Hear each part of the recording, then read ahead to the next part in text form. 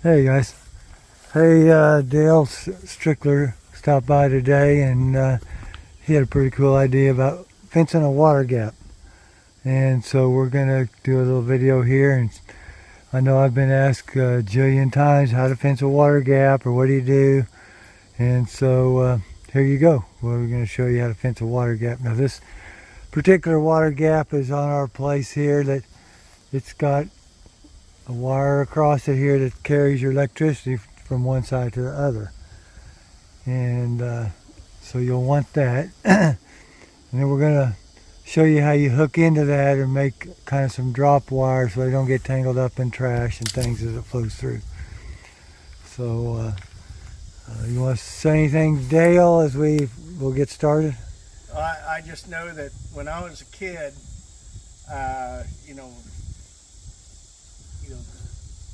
rainy days were supposed to be the days you got you got to relax, and we never got to relax on after a rained overnight because we had to go drive around and fix water gaps before the livestock found the water gaps and got out, because every time the water came up, all the fence would wash out of the creek. It'd be like, yeah, we did like this. We had the cattle panel, the welded wire panel, and the cable overhead, and with the idea that all the trash washes out underneath, but in my experience, it would catch the trash and pull out your cable or pull out your entire fence, and it just never worked very well.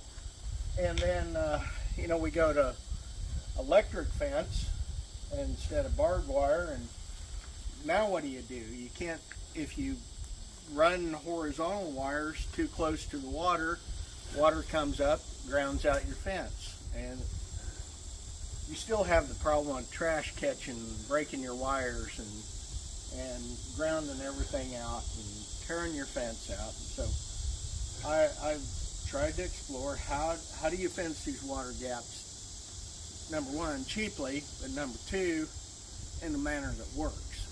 And I've seen people spend thousands of dollars trying to build water gaps out of 2-inch oil field pipe and all different kinds of ways. And, I mean, it takes a master's degree in civil engineering to try to fabricate some of these systems. And I think what we're going to show you here is pretty cheap and pretty effective, and something you can do within and fast, because time is money. And so something that doesn't ground out when the water comes up and doesn't get torn out when the water comes up. So we'll walk you through it. Okay, so here we've got some number 9 wire here. What do you got there in your hand, Dale? Okay, I've got some spray foam insulation. I have some metallic spray paint, and I have discarded bottles, plastic bottles, 20-ounce bottles. Doesn't matter really what size, but these 20-ouncers seem to work pretty well. What we do is you take, if I can find the end of this. Here we go. We take one end of this and basically just make sort of like a little pigtail, kind of like you have for a pigtail post. Straighten it out. This is galvanized to keep it from rusting, but just galvanized 9-gauge wire. And we go to our fence line here.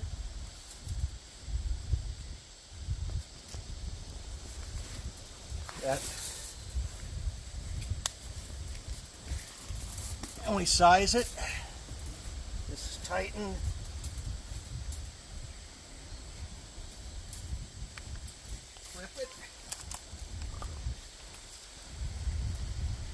There's quite a bit of forgiveness in this. It isn't precision engineering.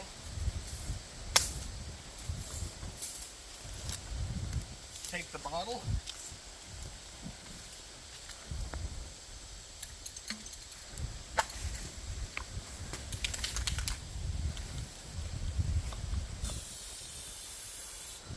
The reason I do this is I want it to look like a hot wire. I want to have the same appearance so that the livestock associate this color with getting shocked. So they tend to avoid it. And then I take the spray foam.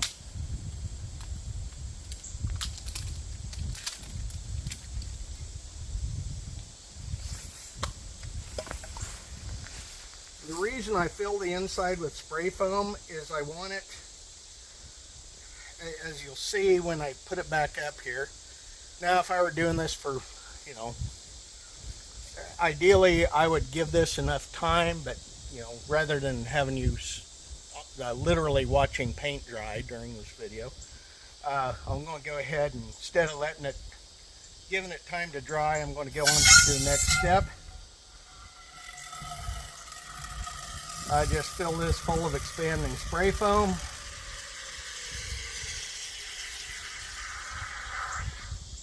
Woo, that's fun. And the bottom end of this, I take my pliers, and first thing I do is I poke. Now you got to be careful with this because you will shove this in your hand if you're not careful. Just poke this through the lid. Like this too. Yeah, you want to poke a hole in that for me there? Don't jab your... Oh, thank you. Yeah, you can drill a hole, you can poke a hole, however it takes to get the hole through there. Then after you poke it through, just take it and you just bend yourself a loop there. And the reason for that loop will become apparent here shortly.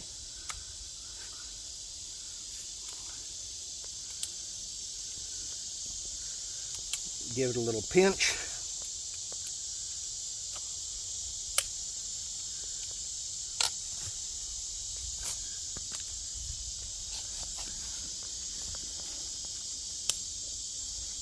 We poke this loop into the bottle, screw it on.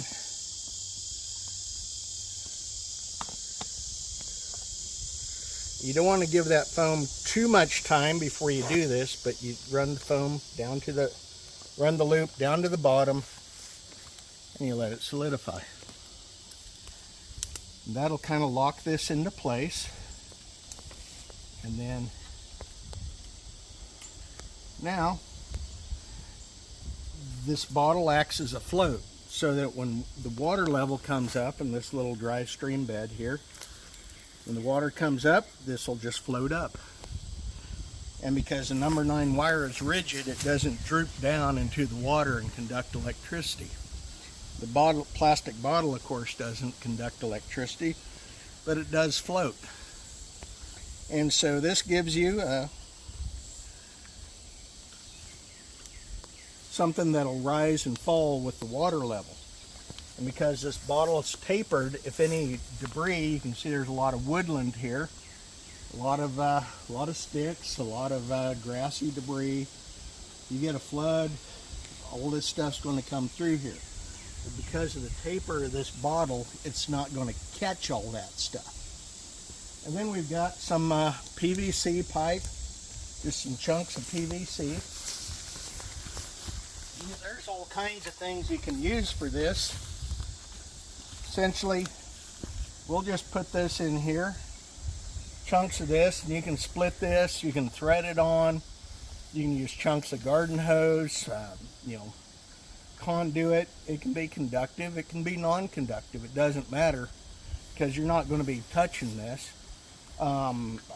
personally, I would just assume it was, little chunks of metal so that it's conductive in between the wires.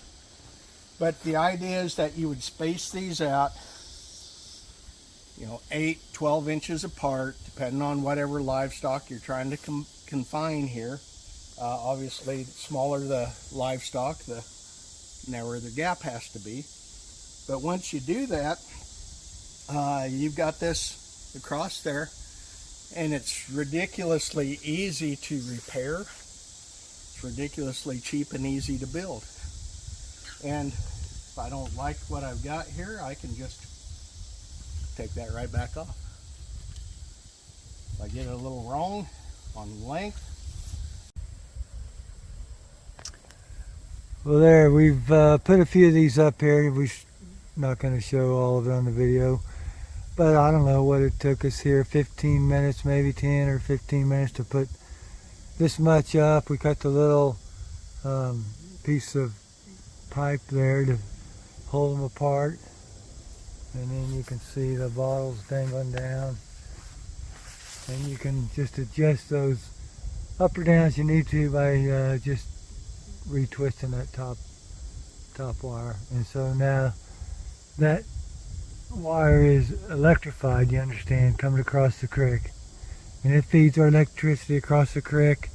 And this is one of our sheep and goat pastures, and so we've got electric wire around the perimeter of it. And this barbed wire here is probably, could be 75 years old, so it really wouldn't hold even a cow or nothing. But with that electric wire on it, it'll hold goats and sheep.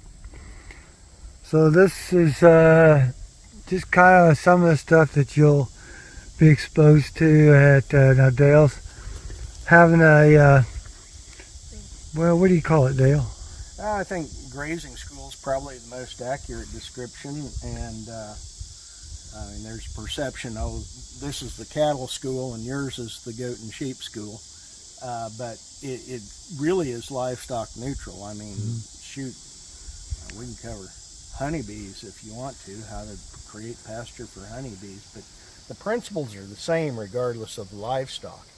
And of course we focus on profitability, and I think the best way to achieve profitability is by minding ecology. If we receive two things for free in agriculture, that's sunlight and rainfall. And if you can achieve productivity allowing sunlight and rainfall to create your inputs, then life becomes pretty easy financially. And so that's what we focus on. And it seems like the more things we put between sunlight and the sale, the less money we get to keep. And those things that we put between sunlight and the sale are things like machinery and diesel fuel and commercial nitrogen fertilizer, those things. And so try to focus on how do you achieve a lot of productivity by capturing sunlight, capturing rainfall, and eliminating the need to feed hay by extending the grazing season. It's probably the single biggest item. But how do you achieve higher productivity at less cost? And that's really what we focus on. Okay. So when is the school, Dale? It'd be September 8th, 9th, and 10th, just the 3 days before the goat and sheep school, in the same venue, Dutch Country Cafe, Garnett, Kansas. So get on regenerativewisdom.com and you can learn more. And you can always give either of us a call, and we'll fill you in.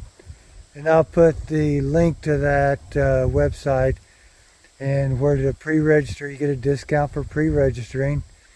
Up until when, Dale? It's coming up, August 15th. August 15th, you get a discount to pre-register. Hey, what is the class? What is the cost of it?